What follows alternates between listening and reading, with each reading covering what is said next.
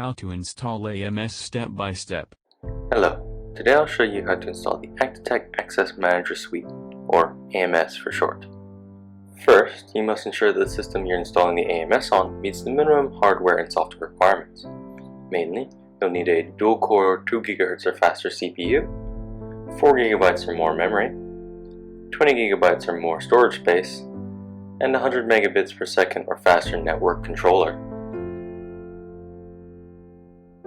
In terms of software, you'll need to run Windows 7, 8, or 10 Professional, 32 or 64-bit, or a Windows Server 2008, R2 SP1, or a Windows Server 2012 or above.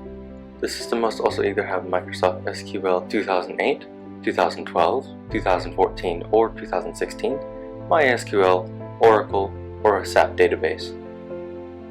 Finally, the system must have a .NET Framework version of 2.0 or 3.51 for AMS versions 1.0.1.28 to 1.0.1.33, and a .NET Framework version of 4.0 for AMS versions 1.2.3.40 and above.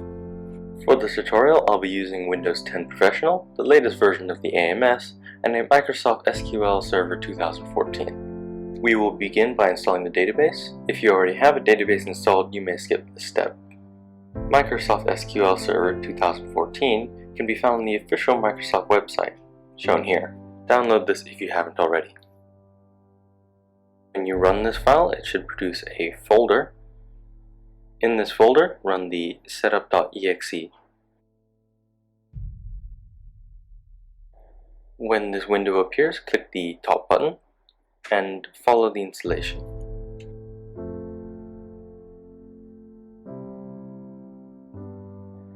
Ensure that all of these boxes are ticked before you proceed.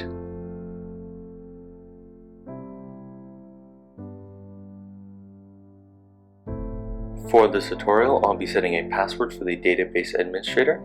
This password will be the number 1. Once the database has been installed, simply click Close to finish. Now we must install the IIS. Open Control Panel, then go to Programs, Programs and Features, then turn Windows Features on or off. Navigate to the Internet Information Services category and tick every box except for the one labeled FTP Server. Click OK to install the IIS. This installation could take a while. Simply click Close when it's finished. Now we can open the IIS Manager. Click the Start button in the top right if it hasn't already started. Then click View Application Pool and find Default App Pool. Click Basic Settings and change the .NET Framework version to the appropriate version for your AMS installation. Then minimize the IIS Manager. Now we can install the AMS.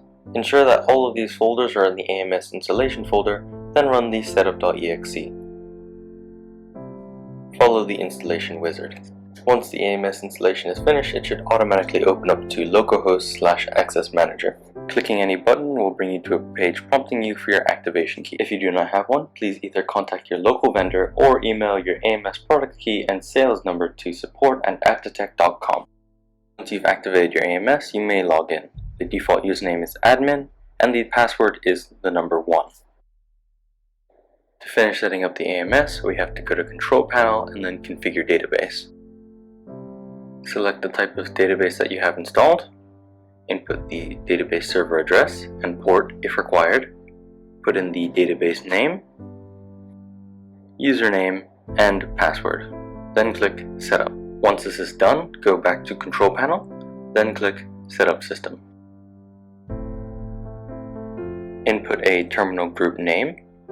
Change the server IP if required. Select a time zone.